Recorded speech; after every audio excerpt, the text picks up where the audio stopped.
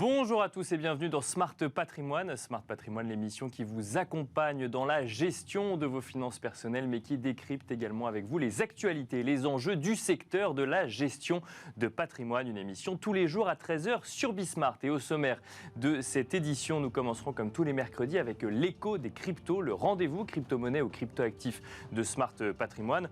En l'occurrence, nous nous demanderons durant cette émission si les crypto-actifs permettent réellement de financer des activités illégales ou de blanchir de l'argent plus facilement que des mécanismes financiers traditionnels. Pour cela, nous aurons le plaisir de recevoir dans un instant sur le plateau de Smart Patrimoine Pierre Gérard, le CEO de ScoreChain, ScoreChain qui est le leader européen des solutions de crypto compliance. Nous enchaînerons ensuite avec Enjeu Patrimoine, un enjeu patrimoine où nous nous pencherons sur les réductions d'impôts ou les niches fiscales qu'il faut avoir en tête lorsque l'on remplit sa déclaration d'impôt sur le revenu. Pour en parler, nous aurons le plaisir de recevoir sur le plateau de Smart Patrimoine Léa Salem, directrice de Quintessence et notamment de l'agence de Paris. Bienvenue à vous tous ceux qui nous rejoignez. Smart Patrimoine, c'est parti.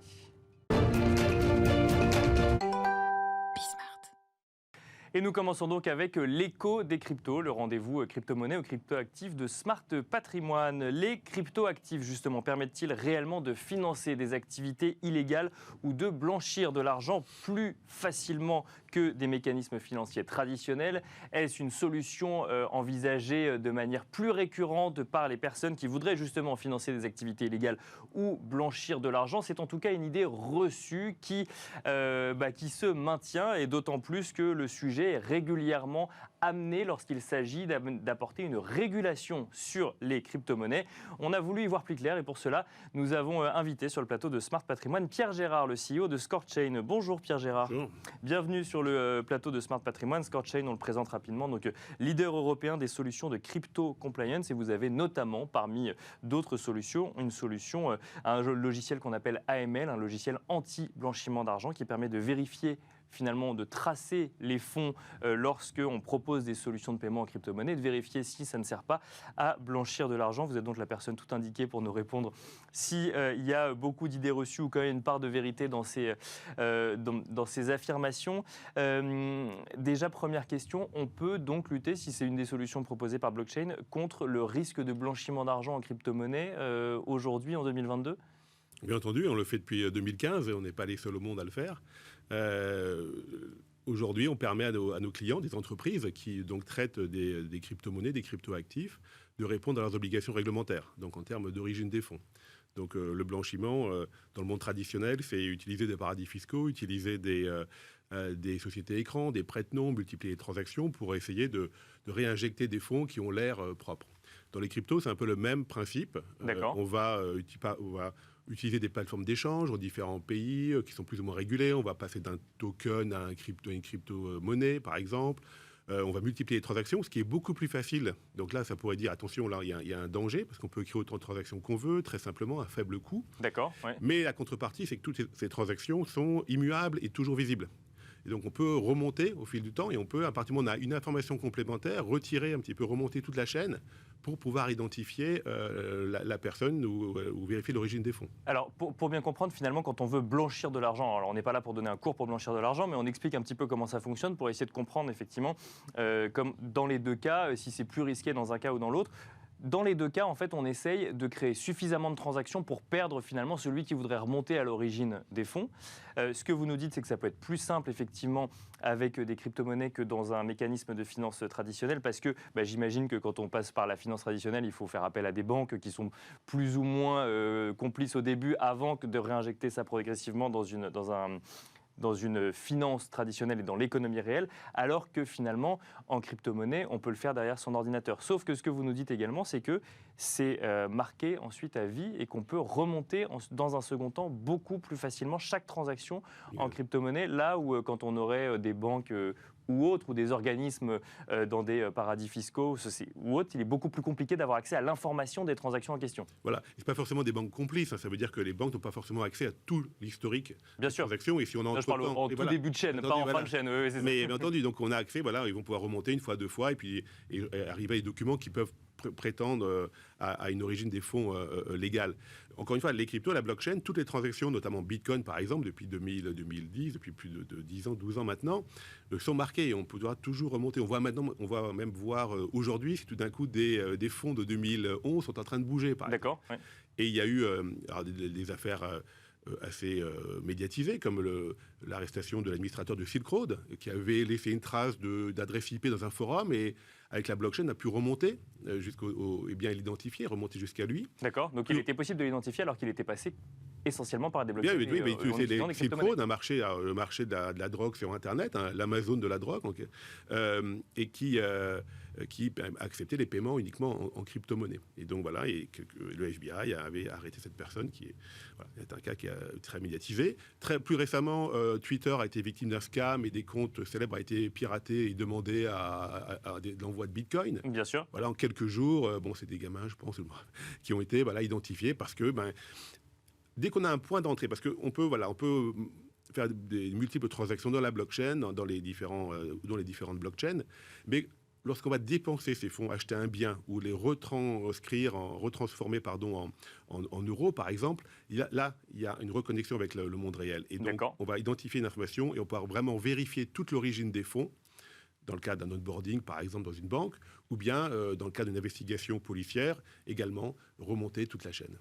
Donc on peut remonter toute la chaîne, effectivement, quand on revient dans... Enfin, finalement, le signal, c'est quand on réinjecte l'argent dans le monde réel, finalement, c'est là où on est obligé de montrer patte blanche et où ensuite on peut remonter, effectivement... Toutes les opérations sont potentiellement des signaux potentiels, mais bien évidemment, lorsqu'on va redépenser cet argent ou bien essayer d'acheter un bateau, un appartement, il y aura toujours là des vérifications qui vont arriver. Alors, donc ça veut dire que tant qu'on vit finalement dans le monde du darknet, on pourrait continuer à vivre avec les cryptos. Maintenant, votre vie va être très limitée. Et alors justement, parce que là vous mentionnez le darknet, ou vous mentionnez effectivement cette Amazon de la drogue dont on a vu des films, des séries, des reportages dessus. C'était au tout début finalement du Bitcoin. C'était au moment où j'ai envie de dire, cette monnaie, ou en tout cas ces moyens de transaction, passaient sous les radars du fait de leur faible utilisation dans le monde réel. Aujourd'hui, Bitcoin est largement démocratisé, tout le monde connaît, tout le monde se pose la question d'aller ou non dessus. C'est un sujet de discussion très récurrent. Il y a de plus en plus d'investisseurs, ou en tout cas de gens qui placent leur argent dans les crypto-monnaies. Est-ce que l'argument de dire c'est une monnaie qui sert à financer des activités illégales, qui pouvait être le cas au moment où ça passait sous les radars du fait de sa faible utilisation, est toujours aussi vrai aujourd'hui? Non. Et alors, toutes les nouvelles technologies sont toujours utilisées par, on va dire, les personnes peu fréquentables. Même dans le monde Internet au début, des choses comme PayPal, même le téléphone mobile. Au départ, les premiers à avoir des téléphones mobiles, c'était plutôt pour les go fast que pour vérifier où étaient ses enfants. Donc aujourd'hui, en tant que Bitcoin, il y a une adoption, il y a plus de réglementation, il y a des grands acteurs, plus de démocratisation, comme vous l'avez dit. Et donc aujourd'hui, alors il y a différentes études, nous on publie des chiffres. Alors nos concurrents n'est pas forcément toujours d'accord, mais je dirais, au niveau vraiment de la précision, mais on estime aujourd'hui à moins de 2% l'utilisation frauduleuse de crypto-monnaies. D'accord. Et très récemment, au niveau mondial. Au niveau mondial, des sociétés spécialisées dans ce genre de reporting estiment à moins de 0,5%, je crois, en 2020. Alors, après, il faut voir en valeur absolue.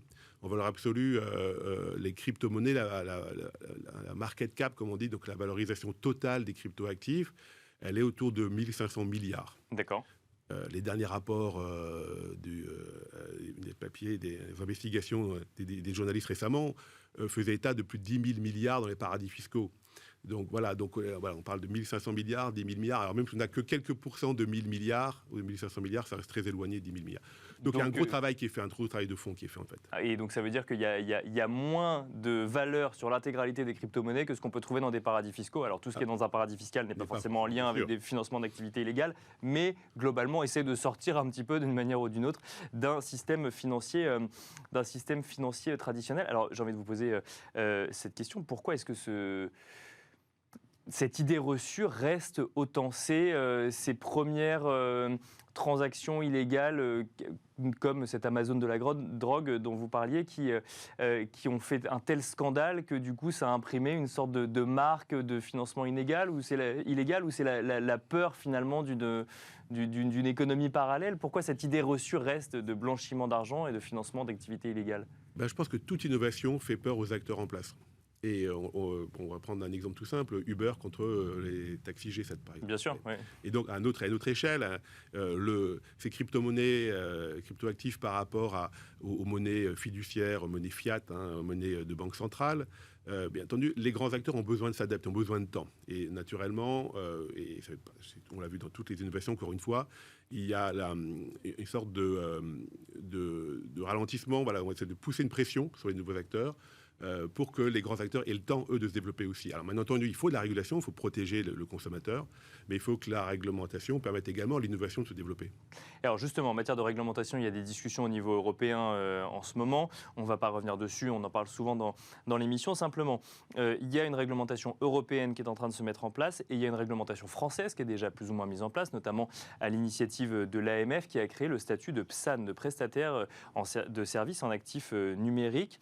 Si je rejoins ce que vous nous disiez au tout début, que quand on veut blanchir de l'argent en crypto-monnaie, on fait exactement la même chose que dans la finance traditionnelle, on essaye de brouiller les pistes un maximum, ça veut bien dire que finalement, il n'est pas possible de blanchir de l'argent avec un intermédiaire qui a un statut de PSAN aujourd'hui en France en 2022. Il faut passer de la même manière qu'on l'aurait fait avec des banques traditionnelles ou un système financier traditionnel. Ah oui, et je pourrais dire même qu'aujourd'hui, les contraintes réglementaires sur les PSAN sont très élevées. Et tant mieux, je dirais, parce qu'il faut qu'on crée de la confiance dans les crypto-monnaies. Et donc, l'AMF a mis en place, en fait, la réglementation française qui est dérivée de la directive européenne. Et donc, les PSAN ont des obligations en termes de contrôle de l'identité, donc c'est très traditionnel. On va vérifier votre carte d'identité, votre preuve de résidence, ce genre de choses. Et puis après, l'origine des fonds. Alors, aussi bien... on parle d'un client comme Coinhouse, qui est un client PSAN et qui est en France, va bien entendu avoir des échanges entre euros et crypto-monnaies. Ils vont devoir vérifier aussi bien d'où viennent. Je pense que s'ils ont un virement qui arrive des Caïmans sur un compte d'un utilisateur de Coinhouse, ils ne vont pas non plus l'accepter tout de suite. Et de la même manière, l'origine des fonds de crypto qui vont être déposés, et potentiellement même quelquefois, alors je ne sais pas dans le cas particulier de Coinhouse, mais des entreprises peuvent également vérifier vers quel type de wallet elles vont envoyer les fonds. C'est la question que j'avais posée. Effectivement, quand on fait de PSAN à PSAN, j'imagine que, entre guillemets, c'est plus simple que si jamais on est sur des wallets non hébergés, par exemple, où là, il faut aller vérifier. Ouais. Alors, il y a c'est notamment tout l'enjeu de MiCA et des obligations. Aujourd'hui, on va vers un échange d'informations beaucoup plus contraignant entre les PSAN. Bien sûr. Et alors PSAN, je dirais PSAN, on est au niveau français, mais je dirais même au niveau ou les opérateurs effectivement de crypto. Et après, à quelle limite on va mettre après l'échange entre, on va dire, wallet privé et wallet que j'aurai moi-même sur mon téléphone et que je maintiens, que je gère complètement.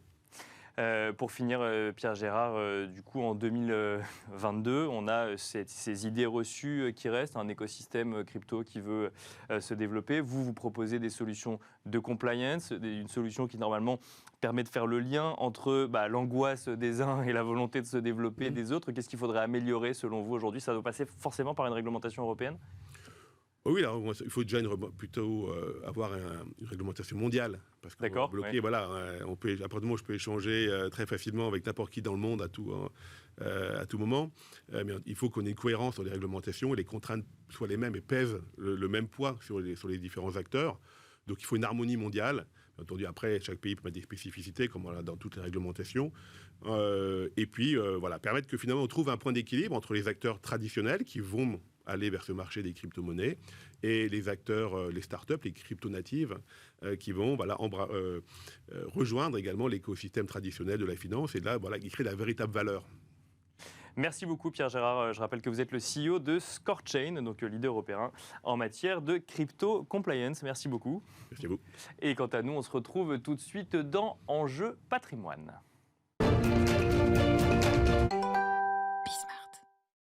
Et c'est parti à présent pour Enjeu patrimoine, où nous allons nous demander ensemble quelles sont les déductions, les réductions d'impôts ou les niches fiscales qu'il faut avoir en tête lorsque l'on remplit sa déclaration d'impôt. Pour en parler, nous avons le plaisir de recevoir sur le plateau de Smart Patrimoine Léa Salem, directrice de l'agence Quintessence de Paris. Bonjour Léa Salem. Bonjour Nicolas. Bienvenue sur le plateau de Smart Patrimoine. Alors Quintessence qui est un groupe de gestion de patrimoine Exactement.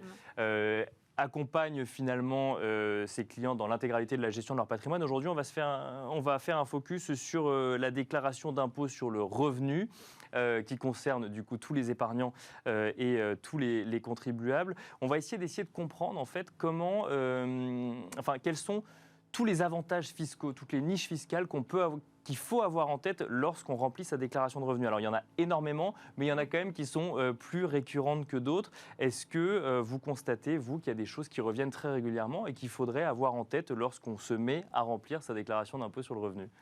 Alors, comme vous l'avez précisé, il y en a beaucoup. Il y en a même beaucoup. Aujourd'hui, on recense plus de 470 lois, plus de 470 niches fiscales donc pour optimiser le patrimoine. Donc, pour le coup, ce qui est pas mal, c'est que chacun, quels que soient ses revenus, quels que soient ses objectifs, va pouvoir trouver ce qu'il lui faut dans ces 470 lois qui existent aujourd'hui pour défiscaliser. Après, du coup, il va falloir s'adapter aux objectifs de chacun. Et comme vous l'avez dit, on peut commencer à défiscaliser à partir de 1 000 € d'impôts et on peut aller chercher pour le coup beaucoup d'impôts, donc c'est pour ça qu'on va pouvoir s'adapter à chacun. Alors je regardais un petit peu effectivement sur les 400, on en a fait une petite sélection notamment pour essayer de comprendre celles qui nous apparaissent être les plus récurrentes. Je voyais que par exemple il ne faut pas oublier que quand on remplit sa déclaration d'impôt sur le revenu, quand on fait un don à une association, c'est défiscalisé, et le jour où on remplit sa déclaration, il ne faut pas oublier les dons qu'on a fait sur l'année qui vient de s'écouler. Exactement, donc on déclare déjà ses revenus sur l'année passée, donc pour le coup, ce qui est plutôt pas mal, c'est qu'on peut allier générosité et économie d'impôt. Aujourd'hui, il y a deux sortes d'associations. Il y en a certaines où on peut aller chercher des défiscalisations à hauteur de 66% du montant qu'on va donner à l'association, et d'autres 75%. D'accord. Et donc derrière, vous n'avez plus qu'à le déclarer sur votre déclaration de revenus sur la case adéquate. Et donc il faut bien vérifier effectivement quand on fait un don si ça donne droit à 66% ou à 75% de réduction d'impôt.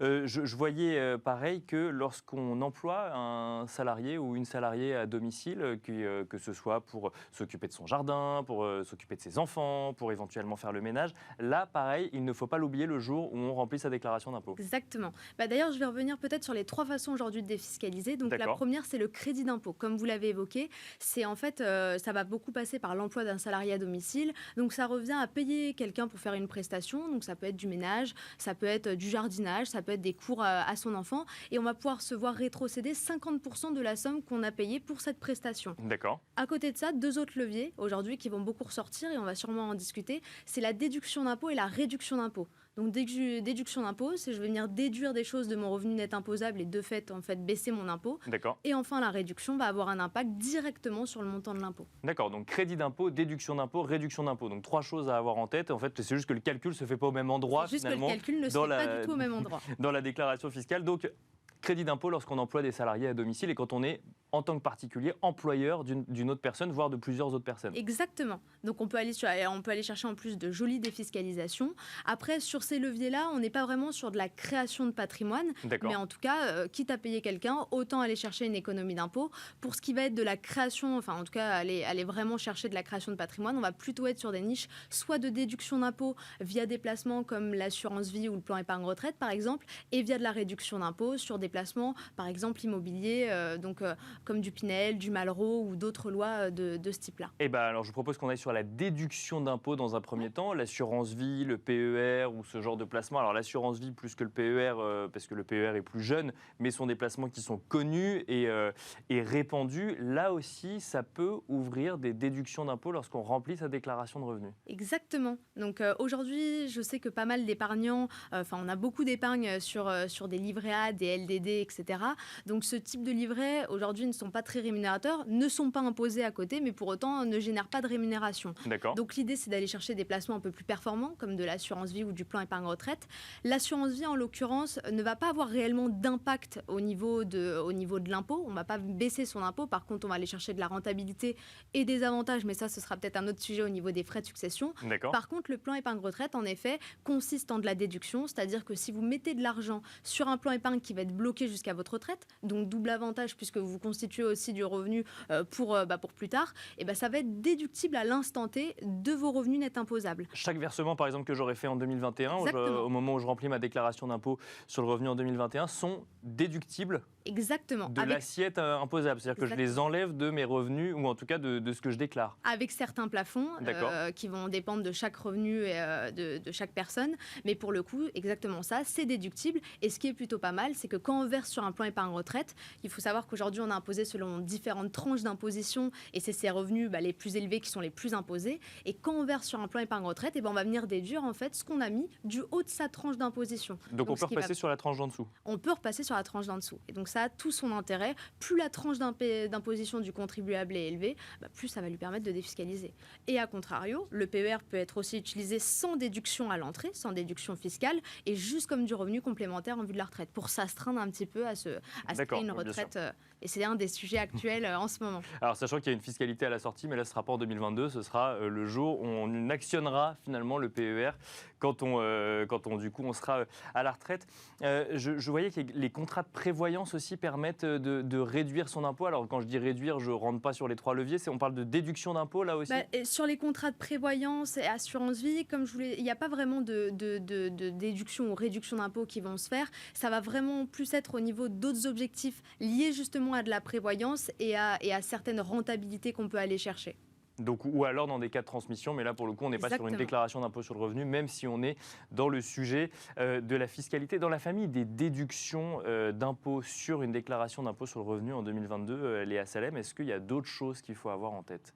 Au niveau de la déduction, en tout cas, le levier qui est le plus utilisé par la cible la plus importante, on est sur le plan épargne retraite. Après, il y a d'autres lois. Je peux parler aussi du monument historique qui va concerner aussi une certaine cible de la population qui va payer davantage d'impôts. Pour faire très simple, en gros, le monument historique, c'est j'achète un appartement dans lequel il va y avoir beaucoup de travaux et l'intégralité de ces travaux, je vais pouvoir les déduire de mes revenus. D'accord, donc, comme des charges. Exactement. Sauf que c'est directement déductible des revenus nets imposables. Donc j'ai 100 000 euros de revenus, je fais 100 000 euros, c'est comme si je déclarais plus de revenus.